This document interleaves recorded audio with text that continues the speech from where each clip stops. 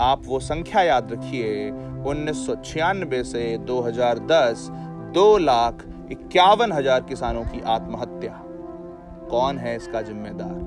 कृषि कानूनों पर आपने बहुत कुछ सुना होगा, जिसमें से बहुत सारी चीज़ें राजनीतिक परिप्रेक्ष्य में आपको बताई जा रही होंगी।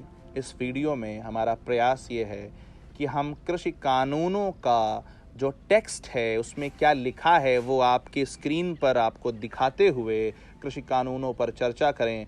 जो मुख्य झूठ फैलाए जा रहे हैं, जो मुख्य बातें समस्याएं बताई जा रही हैं, उन पर जवाब दें, और वो भी कृषि कानूनों का सहारा लेकर के। हम ये बात नहीं करेंगे क्या हो जाएगा या क्या हो सकता है, हम ये बताएंगे क्या है।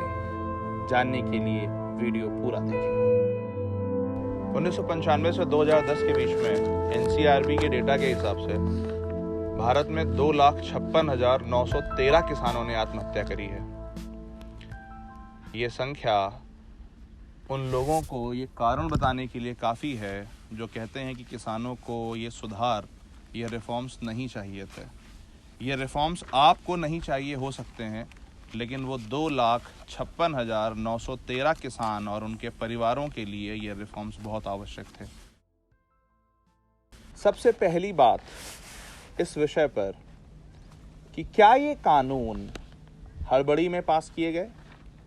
क्या ये कानून संसद के विचार विमर्श की प्रक्रिया को धूमिल करते हुए पारित किए गए? क्या ये कानून पुरानी सरकारों, पुराने संसदीय समितियों और पुराने एक्सपर्ट्स के रिपोर्ट्स में इन कानूनों की चर्चा नहीं की गई थी या इन कानूनों की मांग नहीं की गई थी? मैं आपको इसका इतिहास बताता हूं। इन सुधारों की मांग सन 1991 से बाबा महेंद्र टिकैत से लेकर के सभी तरह के किसान करते रहे। सन 2001 शंकरलाल गुरु कमेटी रिपोर्ट, सन 2001 मोंटेक सिंह आहलूवालिया कमेटी रिपोर्ट, सन 2001 मिनिस्ट्री ऑफ एग्रीकल्चर की इंटर मिनिस्ट्रियल कमेटी रिपोर्ट,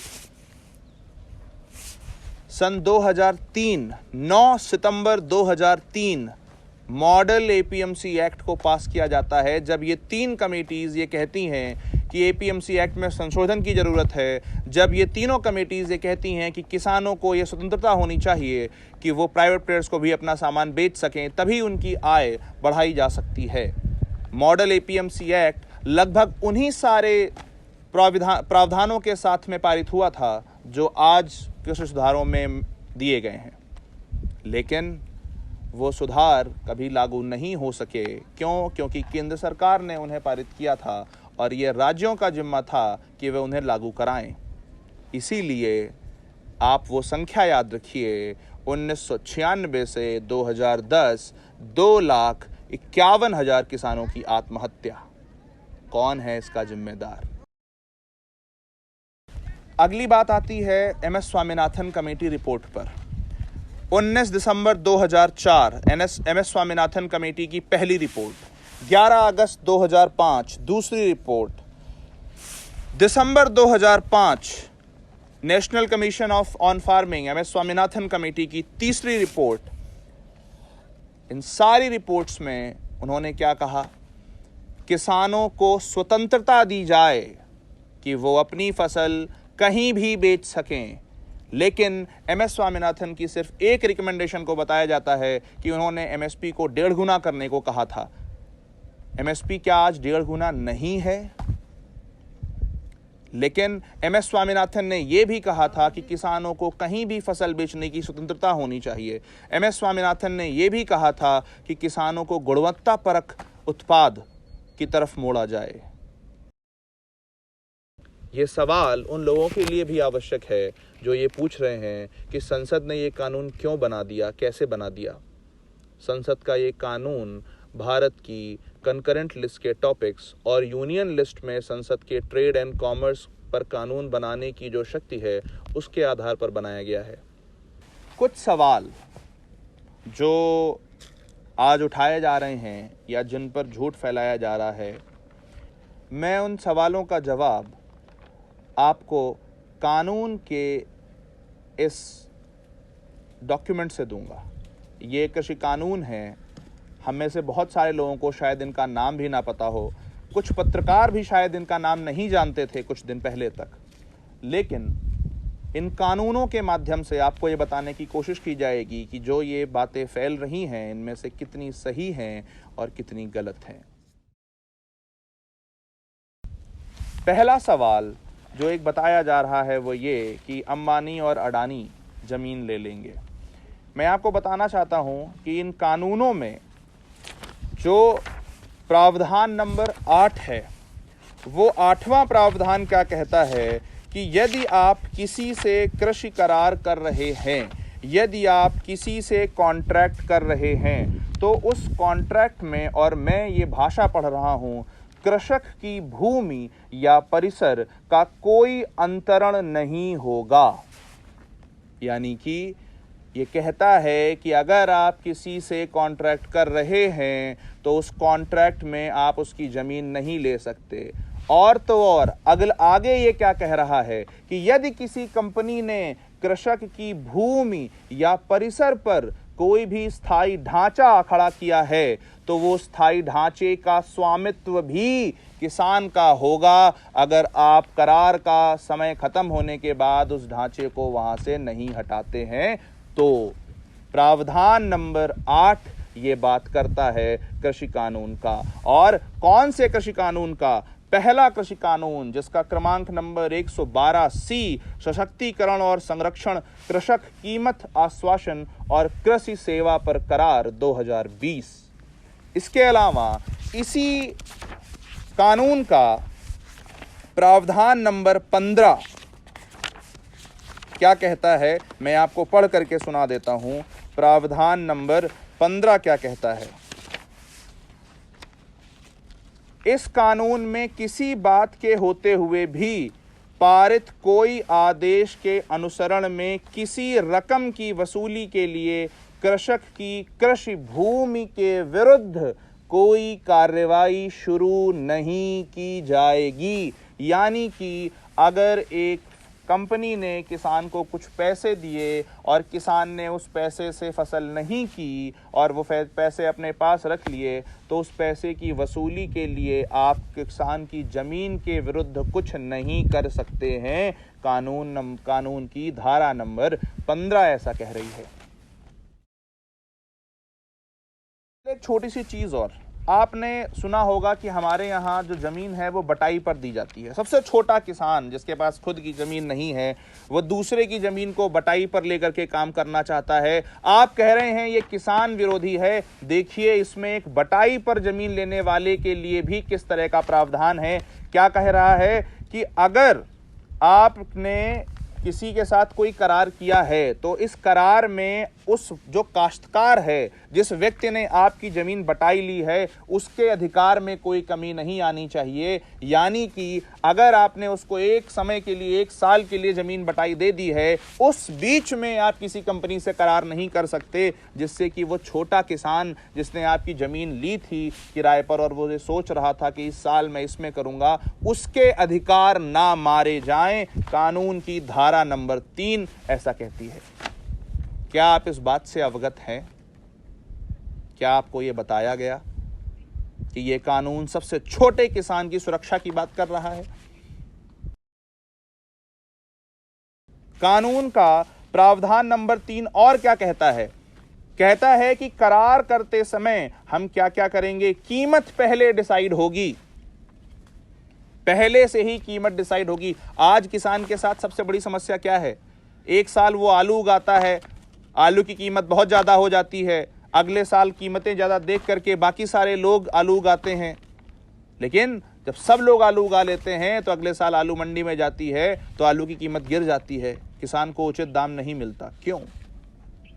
क्योंकि पहले से इस बात का आश्वासन, इस बात की गारंटी, ये करार किसान के साथ नहीं है कि आलू आप उगाइए, हम आपको इतना दाम देंगे ही देंगे। ये करार क्या कहता है कि आपको पहले से आपकी कीमत डिसाइड हो जाएगी कि आप जो है आलू उगाइए, इस पर आपका इतने दाम में हम खरीदेंगे।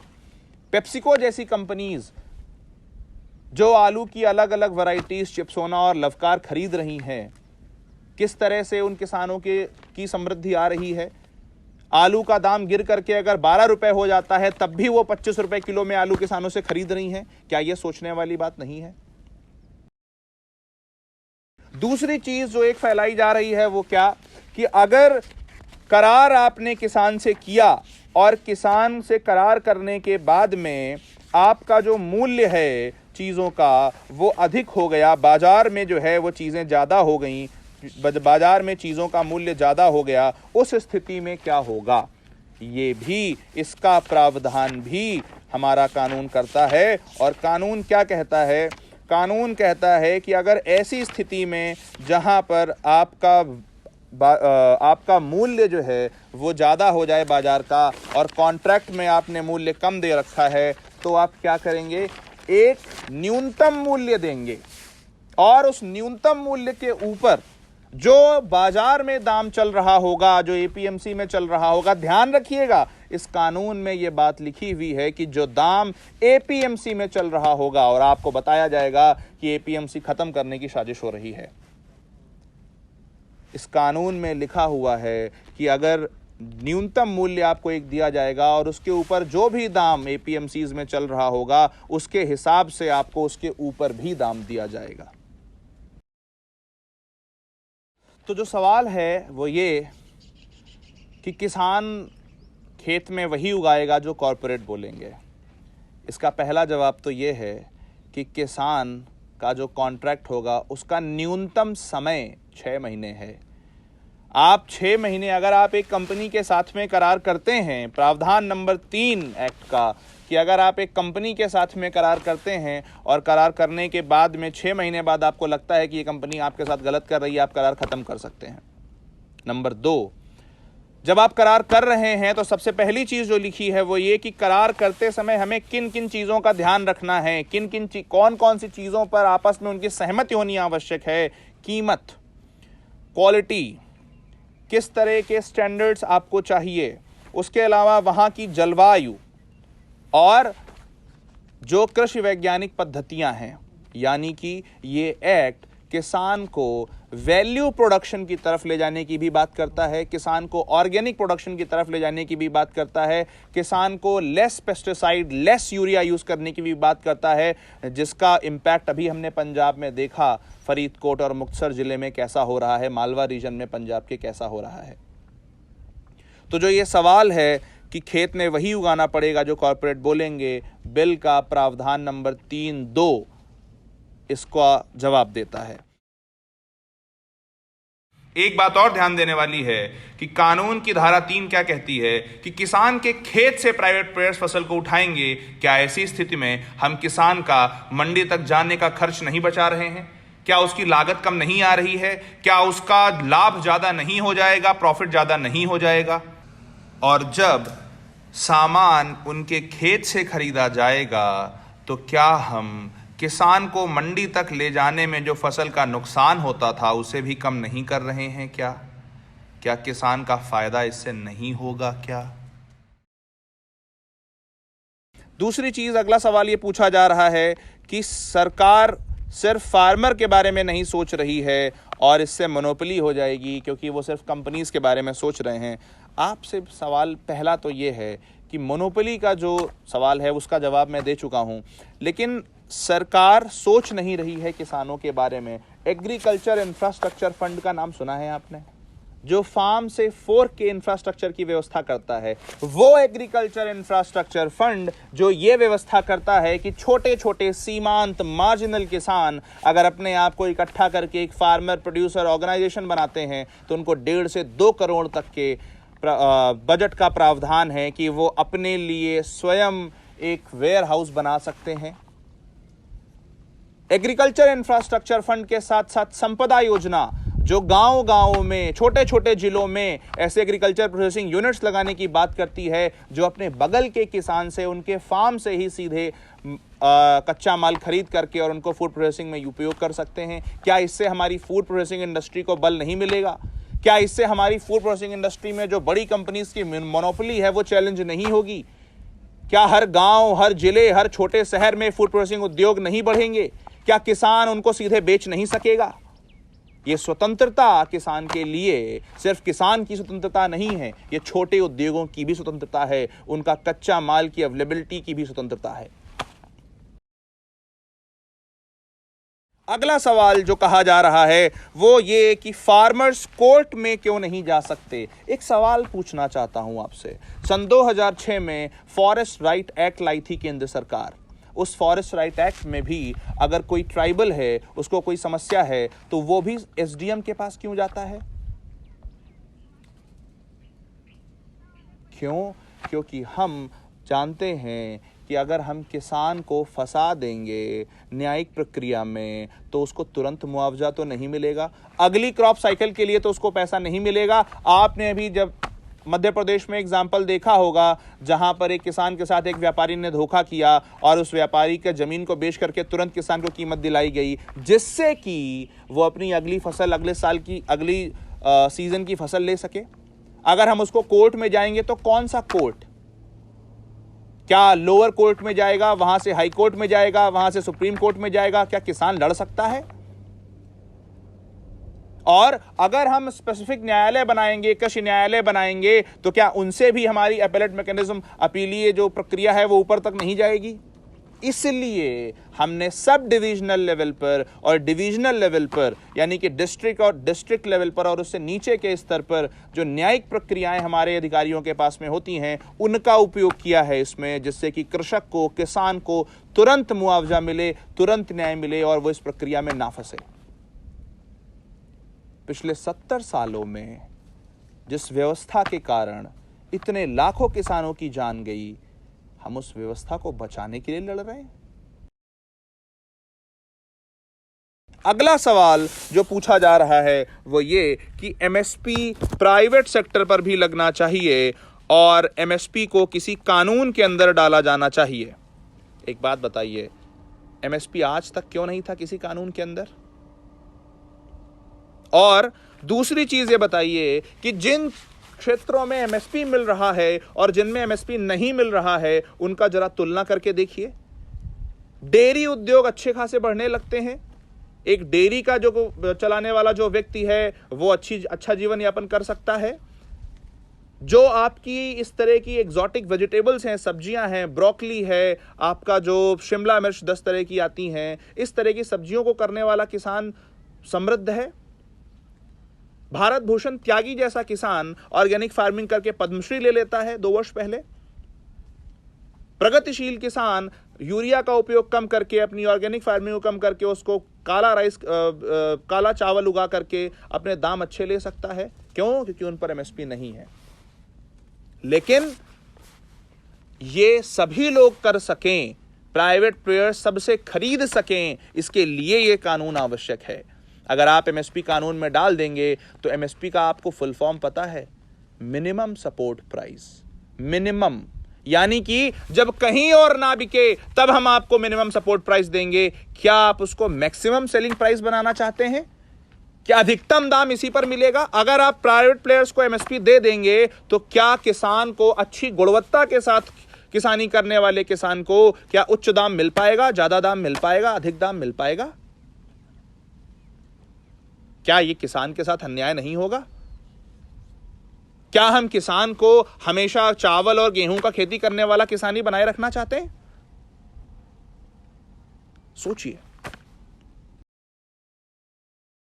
अगला सवाल है कि इंश्योरेंस का कोई प्रावधान नहीं है, और इसी से जुड़ा हुआ एक और सवाल है कि अगर किसान ने किसी कॉरपोरेट से पैसा लिया, कॉन्ट्रैक्ट किया और उसकी जमीन, उसकी जो फसल है वो खराब हो गई, तो उस केस में जो है वो क्या होगा? इसका जवाब इस एक्ट का सेक्शन 9 देता है। इसका जवाब इस एक्ट का सेक्शन 14(2)(b)(3 भी देता है। सेक्शन 9 क्या कहता है कि किसी कृषि करार को बीमा और ऋण लेने के लिए उपयोग किया जा सकता है। यानी कि जब आप किसी कॉर्पोरेट के साथ में कृषि करार करेंगे तो वो कंपनी आपकी क्रॉप का इंश्योरेंस कराएगी। अगर आपकी क्रॉप खराब होगी तो वो जिम्मेदारी इंश्योरेंस कंपनी की होगी और वो आपको पैसा देगी। और उस कृषि करार को अगर आपका उसमें यह है कि इस करार के बदले में आपको 1 लाख रुपए मिलना है, उस कृषि करार को आप बैंक में ले जा करके उसको गिरवी रख करके कोलेट्रल की तरह यूज करके आप उस पर लोन ले सकते हैं, ऋण ले सकते हैं। आपको इस तरह के साहूकारों से, आढ़तियों से लोन लेने की आवश्यकता नहीं है जो बदले में आपका अपमान भी करें और आपकी जमीन पर भी कब्जा करें। और सबसे महत्वपूर्ण चीज जो आती है वो आती है इस एक्ट का सेक्शन नंबर 14 प्रावधान नंबर 2 का तीसरा भाग, जहां पर क्या लिखा गया है कि अगर आपके कृषि करार होने के बाद कोई भी फोर्स्ड मेजर होता है, यानी कि कोई बाढ़, बिजली, इस तरह की चीजें आती हैं और ये अच्छी तरह से परिभाषित है, इसमें कुछ भी ऐसा नहीं है कि आप ये कह सकें कि नहीं ये परिभाषित नहीं है या इसकी परिभाषा सही से नहीं दी गई है। ये उचित तौर पर परिभाषित है, जिसमें एक्ट में कहा गया है वो दाम किसान को वापस नहीं करने पड़ेंगे। बिल के प्रावधान नंबर 14 सेक्शन 2 खंड 3 में इसका उल्लेख है। क्या ये आपको पता है? फिर अगला सवाल जो पूछा जाता है वो ये कि प्राइवेट मंडियों पर टैक्स क्यों नहीं लग रहा है? प्राइवेट मंडियों पर टैक्स क्यों नहीं लग रहा है? एक बात बताइए, जब हम स्वतंत्रता दे रहे हैं, जब हम ये चाहते हैं 1992 में जब हमने अपनी इकोनॉमी को स्वतंत्र किया, तो क्या हमने ये कहा कि जो कंपनियां यहाँ बिजनेस करने आएंगी हम उन पर टैक्स लगाएंगे? तो वो क्यों आएंगी आपके यहाँ?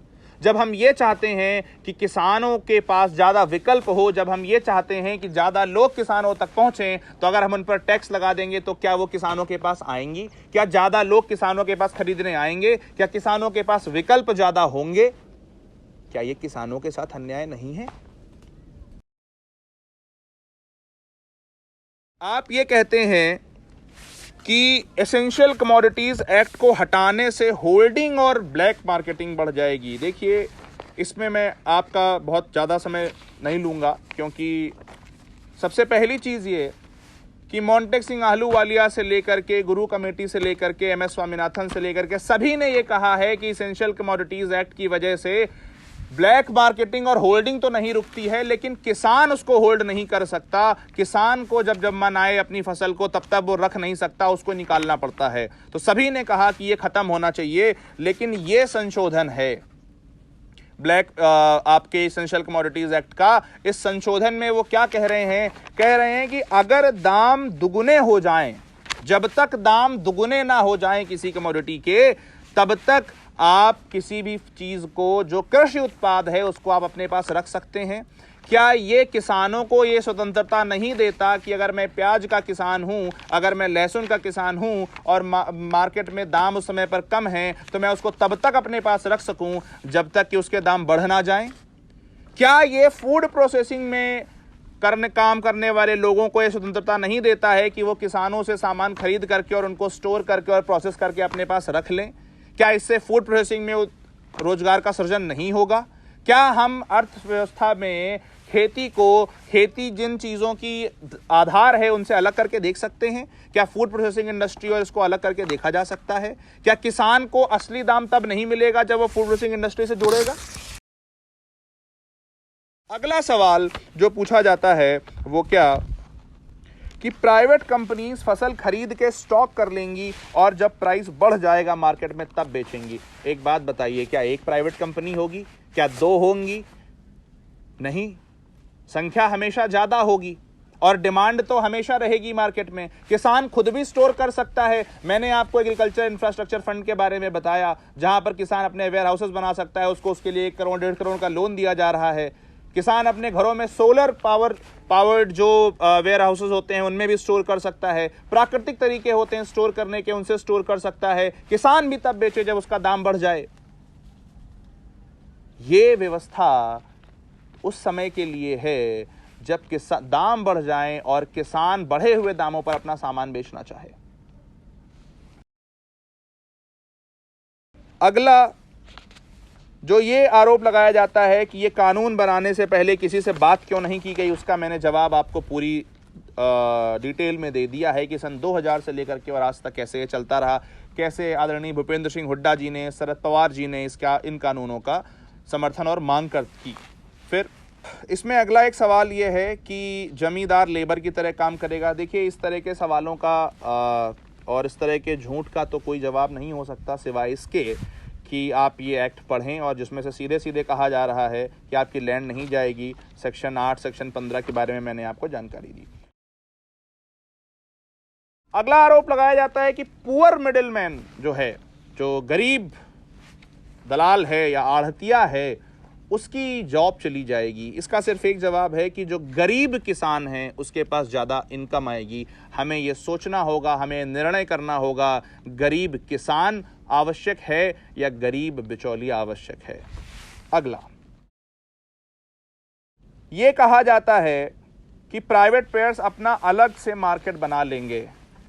एक किसान क्या नहीं चाहता कि उसका सामान बड़ी कंपनियां खरीदें और वो बेचें? क्या हम कोई भी धंधा करने से पहले ये नहीं चाहते कि हमारे जो हम व्यापार कर रहे हैं बड़ी बड़ी कंपनियां उसको खरीदें? क्या ये किसान को आज़ादी नहीं मिलनी चाहिए? और मार्केट में जितने अधिक से अधिक संख्या में प्लेयर्स होंगे उतना ज़्यादा किसान का फायदा होगा। अगला सवाल पूछा जाता है कि स्वामीनाथन आयोग की जो रिपोर्ट है वो क्यों नहीं लागू कर रहे हैं। मैंने आपको बताया कि ये एक्ट उसी को लागू करने का एक तरीका है और उसके कुछ चीज़ों को ऑलरेडी लागू किया जा चुका है।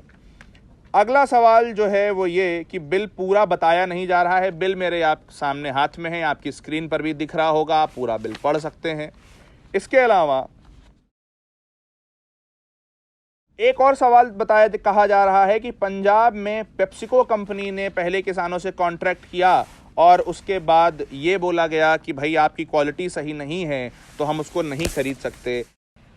किसान की फसल की गुणवत्ता से संबंधित जो सवाल उठाए जा रहे हैं उनका जवाब भी कानून की धारा 4 का खंड 4 देता है, जो ये कहता है कि किसान और कंपनी के बीच जब करार होगा तो क्वालिटी से संबंधित सभी चीज़ें पहले ही करार में लिखी जाएंगी और खरीद के समय क्वालिटी चेक करने वाली कंपनियां किसान की फसल की गुणवत्ता की जांच करके तब वो खरीद को सुनिश्चित कराएंगी। यहाँ पर एक ध्यान देने वाली बात ये भी है कि किसान और कंपनी के बीच किसी भी विवाद की स्थिति में पहला विवाद निस्तारण तंत्र एक कमेटी होगी जिसमें आधे लोग किसान की तरफ से और आधे लोग कंपनी की तरफ से होंगे। अगर उस कमेटी में समाधान नहीं निकलता है तब आप एसडीएम के पास जाएंगे। ऐसी स्थिति में ये सवाल पूछना आवश्यक है। ऐसी स्थिति में किसान अपनी तरफ से पढ़े लिखे व्यक्तियों को भी उस कमेटी में रखवा सकता है।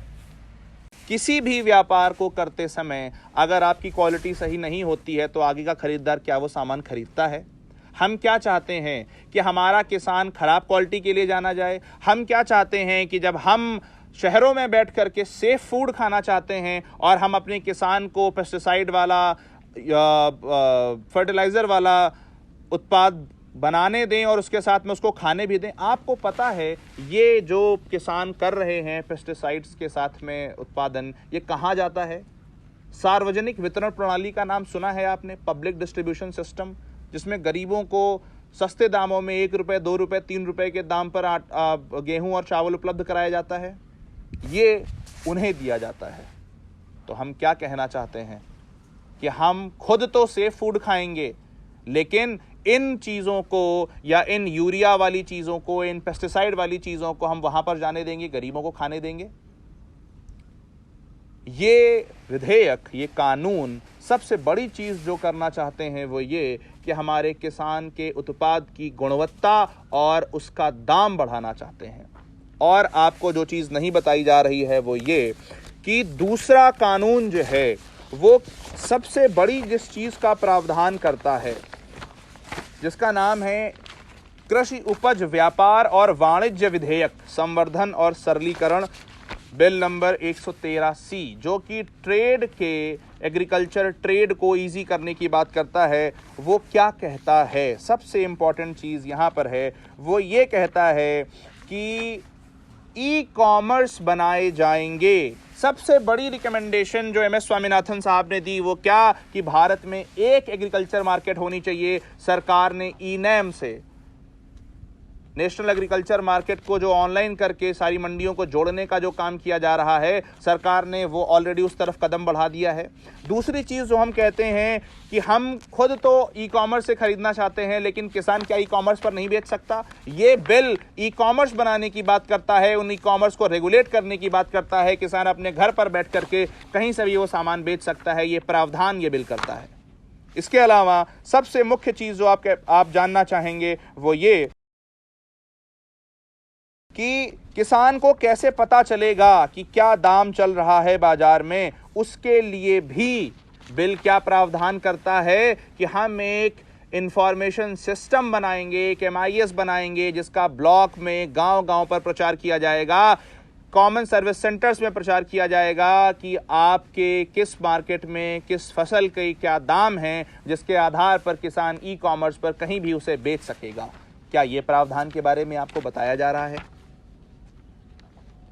ये निर्णय आप पर है कि आप किसान की स्वतंत्रता चाहते हैं या किसान के नाम पर राजनीति करने वालों की स्वतंत्रता चाहते हैं।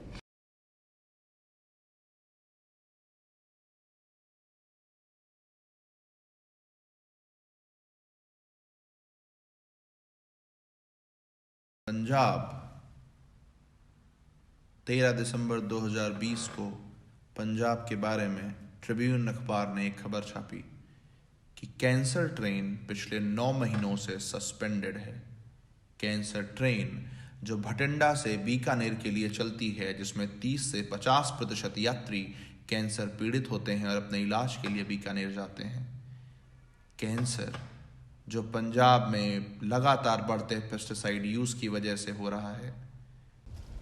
पंजाब में भटिंडा जिले में गयाना और झज्जर नाम के 2 गांव हैं, जिनमें कैंसर के केसेस जब बहुत बढ़े तो वहां की सरकार ने इस ओर ध्यान देना चालू किया। फरीदकोट, मुक्तसर जिले में कैंसर के केसेस और पेस्टिसाइड्स यूज़, इनका सीधा संबंध सामने आया। पंजाब, जहां की कृषि विकास दर एक समय में भारत की कृषि विकास दर की दोगुनी थी, लेकिन आज पंजाब की कृषि विकास दर भारत की कृषि विकास दर से नीचे है।